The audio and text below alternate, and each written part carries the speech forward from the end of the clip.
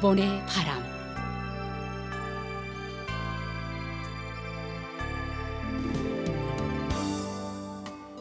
청취자 여러분 안녕하십니까? 일본 정부가 전해드리고 있는 방송 일본의 바람입니다. 저희 방송은 납치 문제를 중심으로 일본과 북조선 관련 뉴스 그리고 일본의 현재 모습과 일본 음악을 보내드리고 있습니다. 아시다시피 일본과 북조선 사이에는 일본인 납치 문제가 여전히 해결되지 않은 현안으로 남아 있습니다. 북조선에 의해 납치된 일본인 가운데 5명은 돌아왔지만 그 밖에 많은 피해자들은 생사 여부조차 모르는 채 아직까지 고향으로 돌아오지 못하고 있습니다. 일본 정부는 북조선 측에 모든 피해자들의 안전을 확보하고 그들을 즉각 귀국시킬 것을 강력히 요구하고 있습니다. 일본과 북조선은 이웃에 있음에도 불구하고 아직까지 공식적으로 외교 관계를 맺지 못하고 있습니다. 일본 정부는 불행했던 과거를 청산하고 납치 문제를 비롯한 여러 현안들을 해결해 국교 정상화를 실현시킬 방침입니다. 그래서 저희 방송에서는 일본과 북조선 사이에 가로놓여 있는 가장 중요한 과제인 일본인 납치 문제를 중심으로 다루고 있습니다.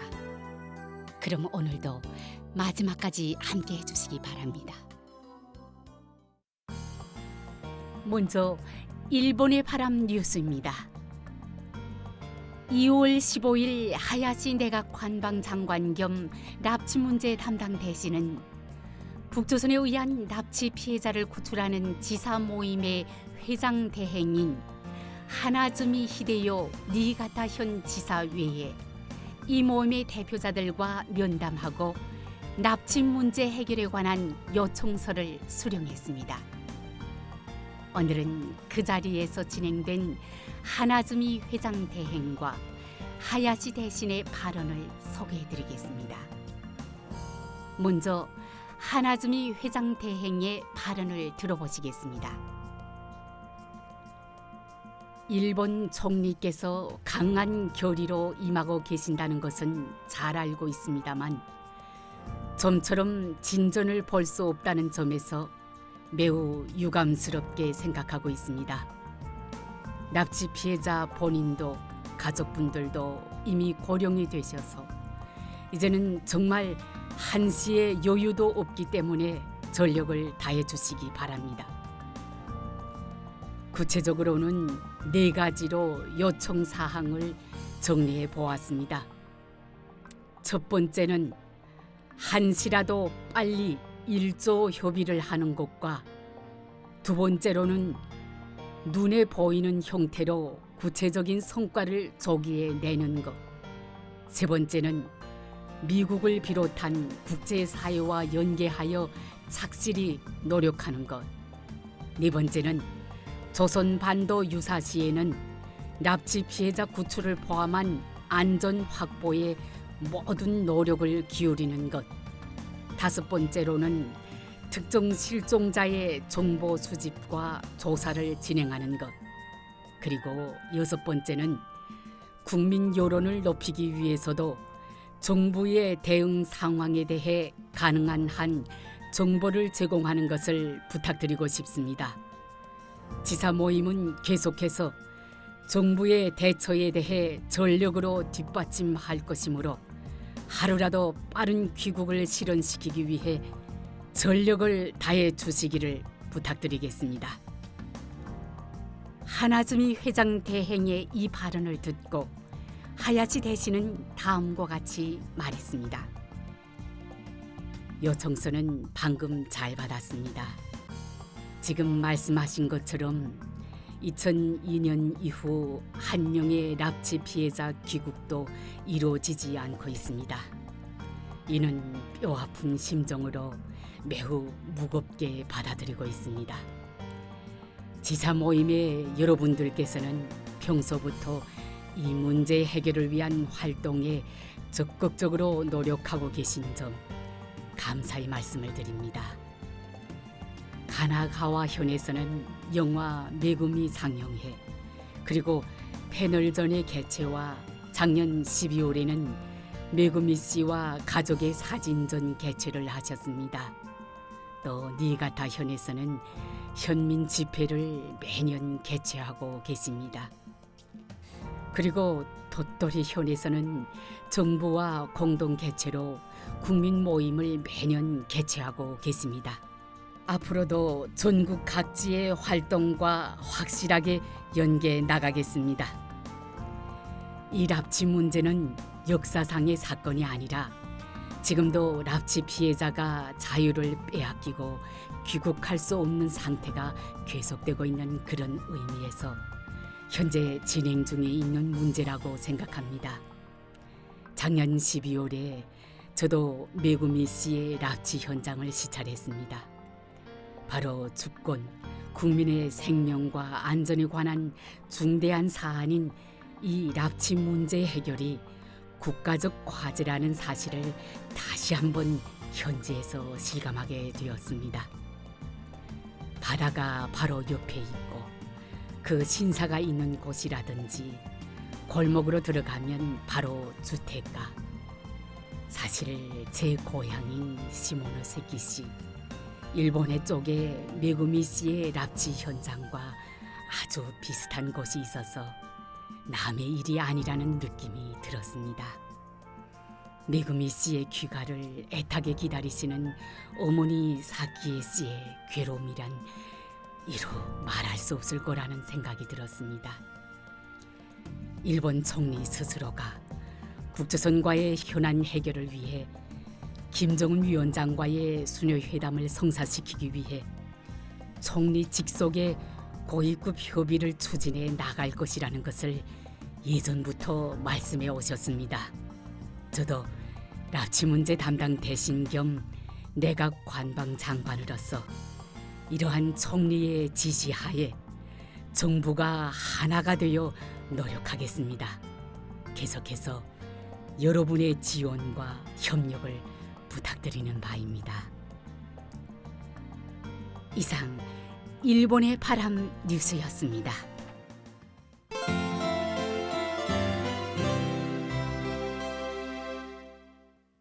이어서 일본에 살고 있는 북조선 출신인의 일본 문화 소개 코너를 보내드립니다.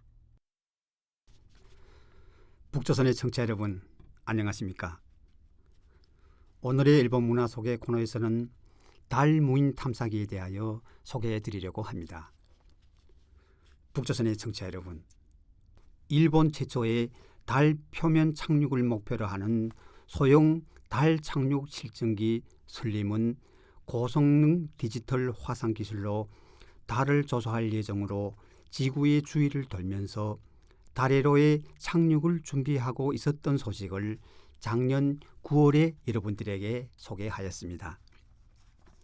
그 소형 달 착륙 실증기 슬림이 2024년 1월 20일 미명에 달면 착륙에 성공하였다고 일본 우주항공연구개발기구가 발표하였습니다. 슬림이 달 표면의 성공적인 착륙으로 일본은 구소련, 미국, 중국, 인도에 이어 달에 착륙한 5번째 나라가 되었습니다.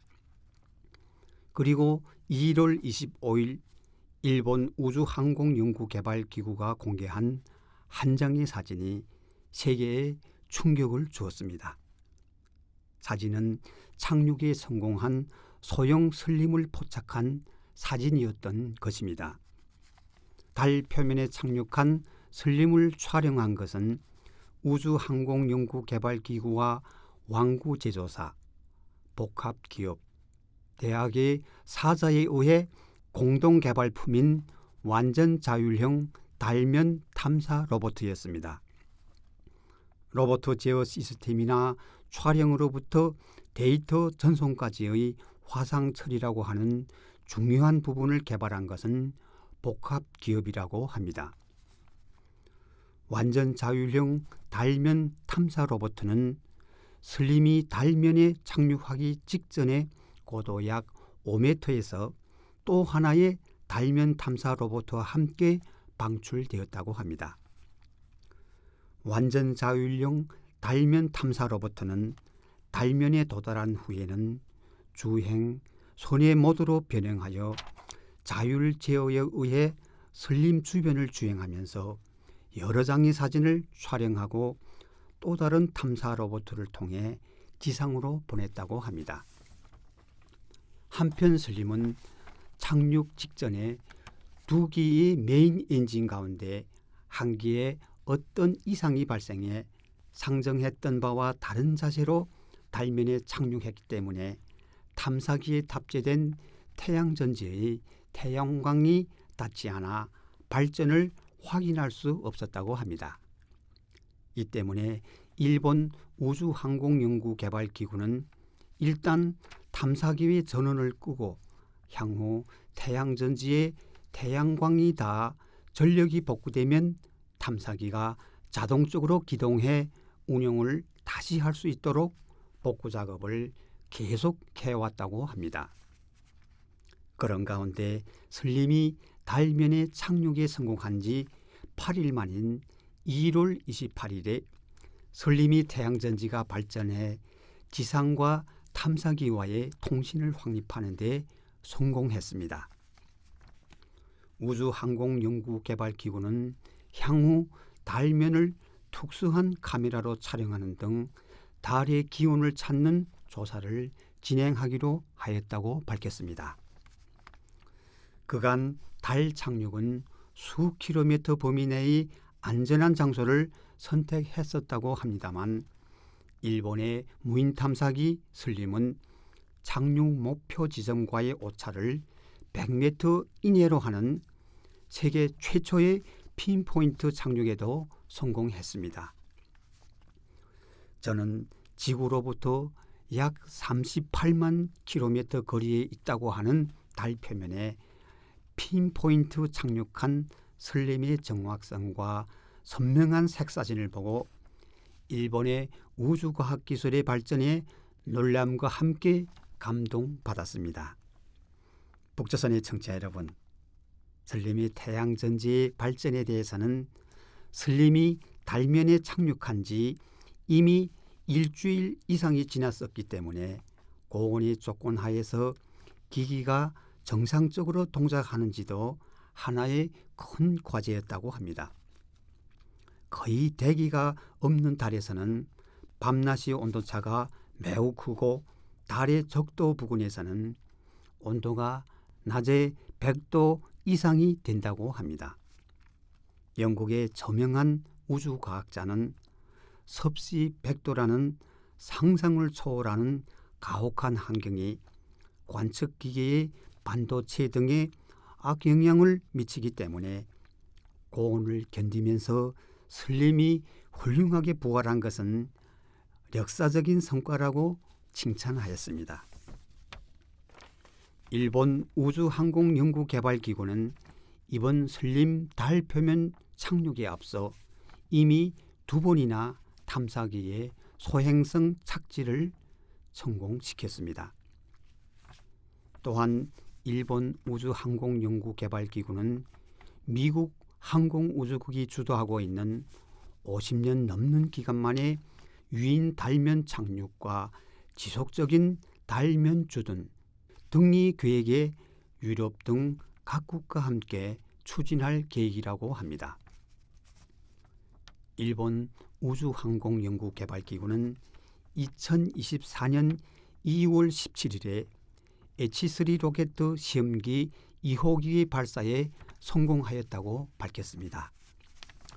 일본의 차세대 주력 로켓 H3는 종래의 H2 로켓보다 고성능으로 저가격의 로켓들을 목표로 개발된 것으로 이번 발사에 성공한 시험기 2호기는 제1단 엔진을 2기 탑재, 고체 연료 로켓 부스터를 2기 장착하고 질량 약 2.6톤, 전장 약 3.9m의 적재 능력 확인용 페이로드와 소형 위성 2기가 탑재되어 있습니다.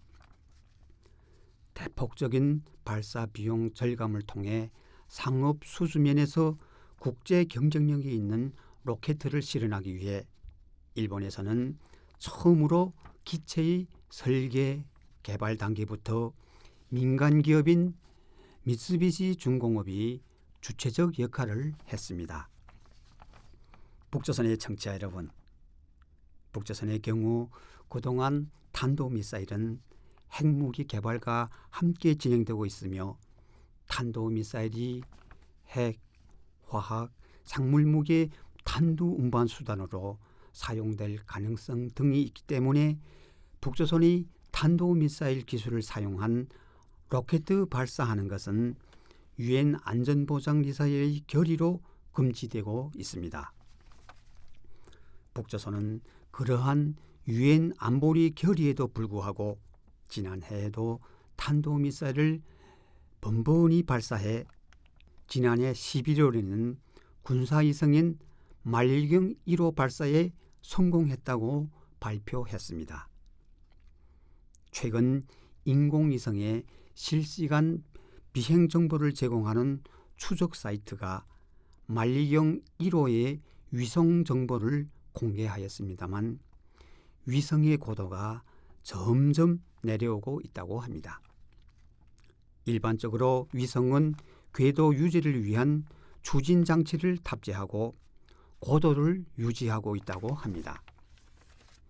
만리경 1호가 석 달 동안 계속 하강하고 있는 것에 대해 한 한국 전문가는 위성 운영 측면에서 볼 때 추진 시스템이 불충분한 가능성이 높다는 견해를 밝혔습니다.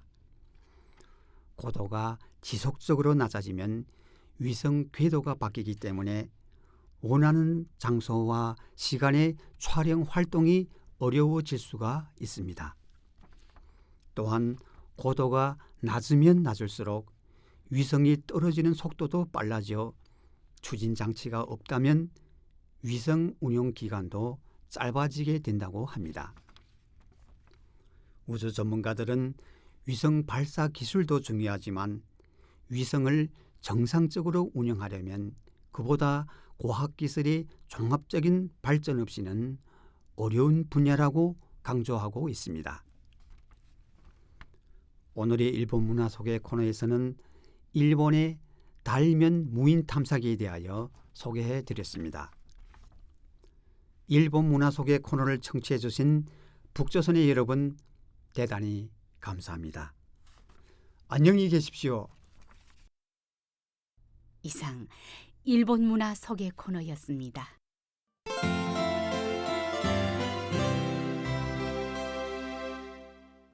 다음은 이번 주의 한 곡입니다. 이번 주는 1993년의 히트곡 오리지널 러브의 입맞춤, 그리고 1999년의 히트곡 우타다 히카루의 포스트 러브 두 곡을 전해드립니다. 그럼 잘 들어주시기 바랍니다. 실제 단파 라디오 방송에서는 이 시간에 음악을 보내드리고 있으나 이 인터넷판에서는 저작권 문제로 음악 연주를 생략하겠습니다. 양해해 주시기 바랍니다. 오리지널 러브의 입맞춤, 그리고 우타다 히카루의 포스트 러브 두 곡을 들어보셨습니다.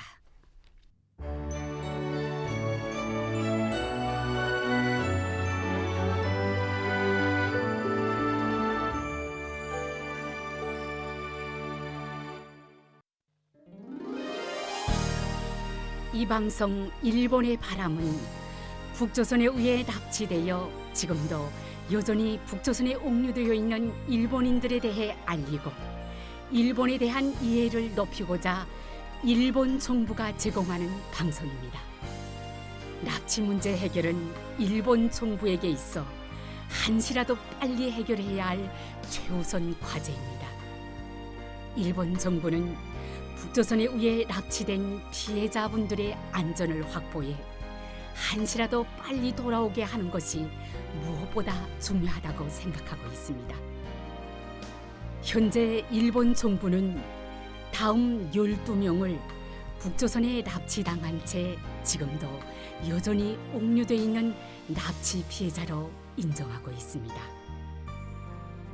쿠메 유타카 씨, 요코타 메구미 씨, 마츠모토 교코 씨, 타나카 미노루 씨, 타구치 야에코 씨, 이치카와 슈이치 씨, 마스모토 루미코 씨, 소가 미요시 씨, 이시오카 토오루 씨, 마츠키 카오루 씨, 하라 타다 아키 씨, 아리모토 케이코 씨. 그리고 이 밖에도 납치 가능성을 배제할 수 없는 사람들이 있을 것이라는 인식하에 일본 국내외로부터 정보를 수집하고 관련된 조사 및 수사를 강력히 추진하는 등 진상 규명을 위해 최선을 다해 노력하고 있습니다. 일본 정부는 북조선에 대해 어떤 상황에서도 모든 납치 피해자들의 안전을 확보하고 그들을 하루빨리 돌려보내줄 것을 강력히 촉구하고 있습니다. 납치 피해자에 관한 정보를 갖고 계신 분들은 어떤 정보든 좋으니 저희 쪽으로 보내주실 것을 당부드리며 아울러 납치 피해자들의 안전 확보를 위해서도 협조를 부탁드리는 바입니다. 일본 정부는 납치 피해자들의 안전 확보 및 정보 제공에 관한 여러분들의 협조에 감사드리는 바입니다. 그럼 헤어질 시간이 다 된 것 같네요. 다음 시간에 또 뵙겠습니다. 안녕히 계십시오.